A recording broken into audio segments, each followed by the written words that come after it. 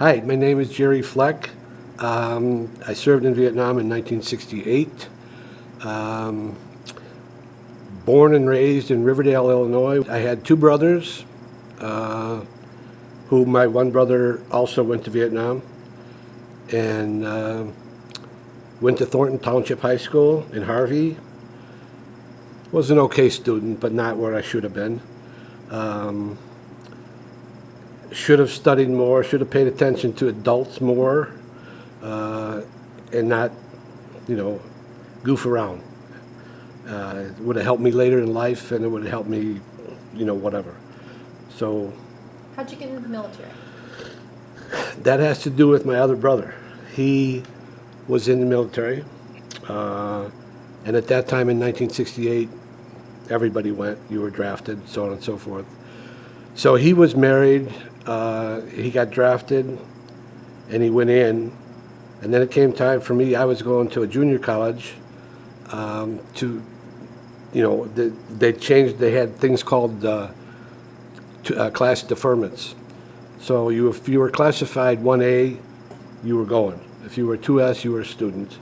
And so I was a 2S, and then as time went on, I got reclassified to 1A. But I thought I had all the angles.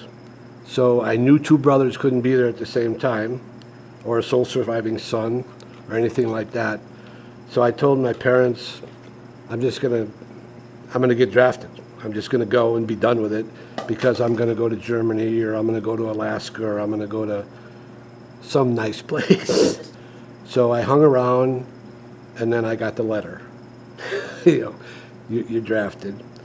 So I went in, and what they had done, besides the two brothers being in there at the same time, they checked on when he was coming home. So I went through basic and AIT, and when I got done, he came home on a Monday. I came home on like Tuesday, and I had to be in Oakland, California to ship out Wednesday. My MOS was 11B20, which is combat infantry, so you're on the front lines all the time. I got to Vietnam in April, early part of April, and I went as a replacement. I didn't go as a full unit, so I went in as a 9th Infantry, and then I got there, and you kind of just hang around for a few days, fill some sandbags, do different things in the heat. You think this is hot. But then I got assigned, and I went from there. How much did you know about what was going on in Vietnam and about what was happening? You know what? I knew a little bit more than probably a lot of people did, because my brother relayed a lot of that stuff to me. He said, what to watch out for, what to look for, everything you needed to know. But when you get there, bottom line, it's common sense. You do what you got to do to survive, basically, is what it comes down to. When you first get in country and you're a new guy, you get the worst things possible. So when you get there, you get your choice of the radio or the M60 machine gun. And the reason for that is because they're the shortest lifespans. The radio wasn't too bad, because you were with an officer and you were going to be on high ground at night. But it wasn't the best place to be either, because you were with an officer, and that's the first guys they're going to get. And then the other thing is, you would have with the radio, you'd have maybe a 20-foot whip antenna on top, but down in the Delta where I was, it's loaded with red ants. So as you walk through, you might hit an ant nest, and those things definitely bite. They're like little lobsters on you. Or you get the machine gun. So after the radio, I took the machine gun and got my first wound. I was in that thing where it says we were pinned down and stuff. My ammo bearer, who has the shells, he kept feeding the thing, and I was behind the rice paddy dike, kind of like this, not looking. I can care less where I was hitting. Somebody's supposed to tell you that, and just firing and firing and firing. And so it just, then I took some shrapnel to the hands from, we brought in artillery, and when they brought in the artillery, you have a forward, an FO, which is a forward marker. He marks the rounds coming in, the white phosphorus, and he brought them in, and he walked them the wrong way. He walked them on us. Put a pressure bandage on that thing and keep your hand out of the water. Okay. And then I went in the next day on the resupply chopper and, got sewed up, and basically the same story there. You're out for a while, you're filling sandbags or you're doing something. And then when it comes time, I didn't figure I'd have to go back, but that's just what the guy told me too. We were in the water all the time. Keep your hand above the water. Okay. My brother was up north, and that's all jungles, your lions and tigers and bears and all that other stuff. And the NVA is up there. They have their regular army up there. I was down south in the Delta, which is all water, and there you have like the villagers who are basically, the VC comes into their village and says, you're in the army now until it's over. So they would make different things, different explosives to do something, but it was hard to do anything with them because first you didn't know who they are. Second of all, they didn't really even know how to shoot a weapon. They normally wouldn't even hit you, but it just was, you're chasing them around. I can give you an instance. You're chasing them around in the it's very flat down there. And we had two guys that were shooting at us from the trees. But the rounds ring out, and in a big area like that, you can't tell where it's coming from. So, you hit the ground, you get all wet and muddy, and then you get back up and you're looking for this guy again and you don't see him. And finally we found him. So he was the both of them were eliminated. But they're like village, I don't know. This is what they're told to do, and so they do it. And I mean, they'll tape their bodies so that if they get hit, the rounds their insides are not gonna come out, or they're not gonna bleed a lot. They can still keep coming at you. But they've got all the angles. But Were there children about, and did you interact with them? You had to really be careful because you didn't know, like I say, you didn't know who was who.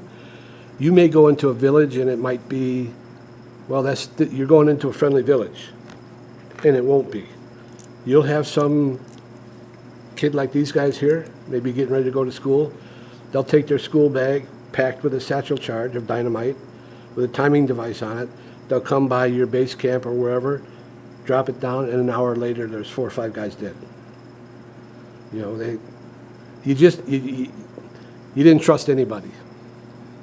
How on earth do you deal with that kind of constant fear or lack of sense of security? The thing I had when I first got in country, I was scared to death, just absolutely petrified. And then I had a friend who later on got killed, but he kind of took me under his wings and stuff. But you're walking around, looking up in the trees and looking on roofs of the hooches and stuff like that. And then after a while, it's kind of like, come and get me. You want me, come and get me. And I had a bad, I don't know if I even should tell you this one. If you want to, please do. If you don't want to, please don't. When I first got in country, I didn't know anything about dying or death, or didn't want anything to do with anybody. I didn't want to shoot you. I didn't want you to shoot me. I don't know you. We got nothing going here. But when the first time that you see one of your friends get it, it changes your whole perspective. After that point, it was just like you almost are looking for death. You're looking for something to happen to get your adrenaline going for that day. And so that's, that. And then after a little bit of a more while, it's kind of just like, You know, I got my short timer calendar on my helmet. I know when I'm going home, I just got to get there. You know, I don't care about what goes on out here or anything else. I've talked to veterans who have said the strongest fear they ever had was in like that last month, because they knew they were close to getting home. Your first month and your first month and your last month. The last month you're there, I mean, there again, you're looking for anything suspicious and stuff, and you're seeing people around you that are dying, and it's you kind of go into a panic. You know, I only got this many days to go.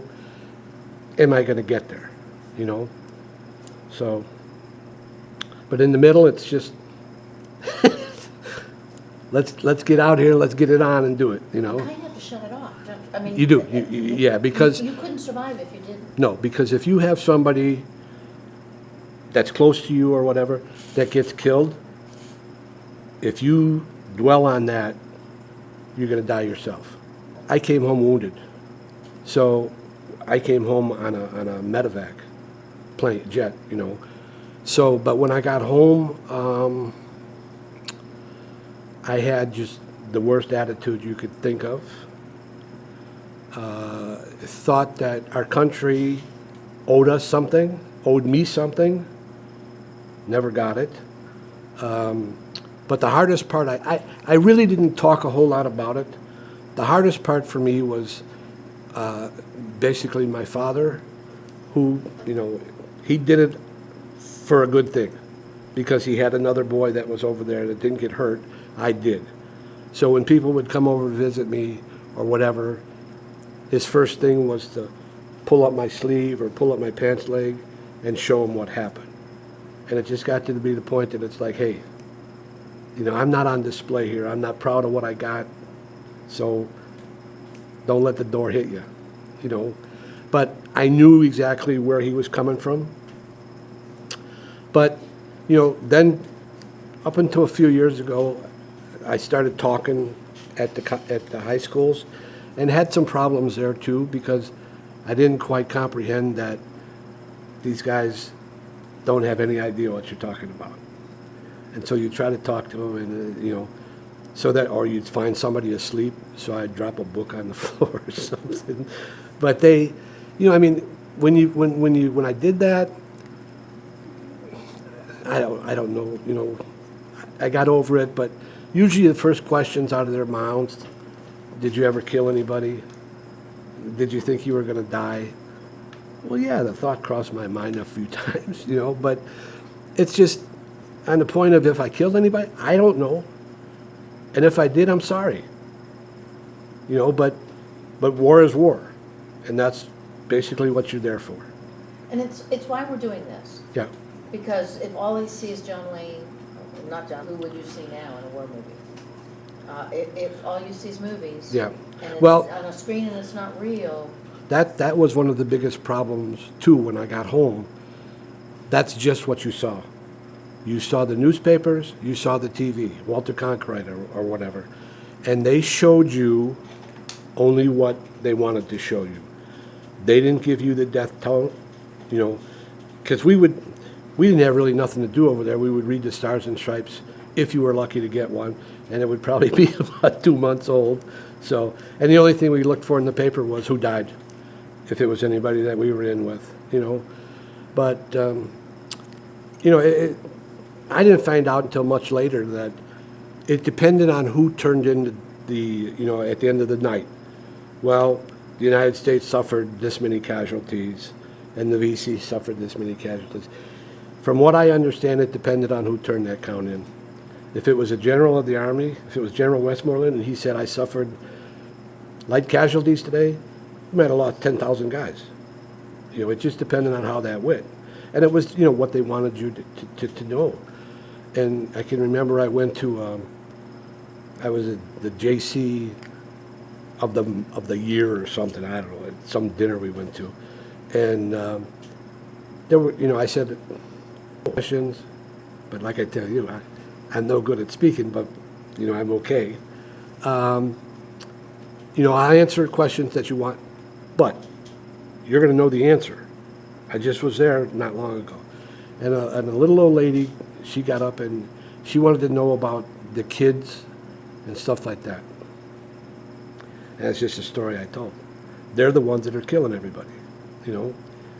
And, there again, they don't believe you, so, they get mad at you and, the whole deal. So it's when we get together, wherever we go, a reunion or even, there really wasn't a lot said in D.C.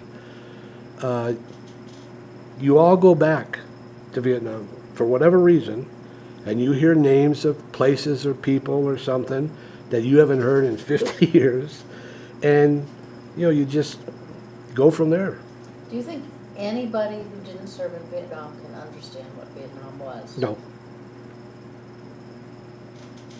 Do you think it's important to try to get them to understand some of it? I mean, I try, and we try, but it's with what happened over there, with everything that took place, if you weren't there, you don't have I mean, you can sit there and say, yeah, I understand exactly what you're saying, but sorry, you don't. There's things that, at this point, I'll take to my grave. It's just, it's really not anybody's business. They belong to you. They belong to me. They belong to you. So, Is there anything that you can say that you would hope a student would understand? don't go to war, man.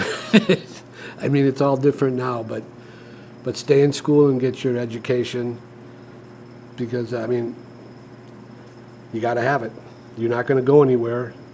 It was a lot different for us when we were back then, but now, job-wise and everything else, it's just not going to happen. So, if you go in the military, go into an academy. But don't go if you don't have to. But don't get me wrong. It was the greatest experience I ever had. And there's, I'll cherish that till the day I go in the ground. But there also was bad sides to it too, that you'd want to trade. Is it fair for me to ask you, despite any stories you might have, if you're proud of yourself? Absolutely. Good. Good. I would not trade it for nothing. I wouldn't trade the experience. I wouldn't trade the people. I would trade the ones I lost. But I grew up a whole lot, Were you hesitant to go on a flight? No, not at all. What was, can you, for a veteran who says, I don't need to go, or I don't know why I should go, can you tell me why, can you tell them why they should go? You need to go. You need to get rid of all that stuff, I mean, I was on the list for 2 years, and it was just like, I can't wait for this to happen, But after going, I mean, it probably was, other than my wife and my kids and my grandkids, it's probably one of the best things I ever did. And it's why we do it? I think so. Because we owed you guys so much. And it's been a long time coming. It's been too long, although I think we have now, come to the conclusion that there's effort out there, but it should have happened 50 years ago, not now, So we get along. I appreciate the fact that you could accept it even though it was late. Oh yeah, I can.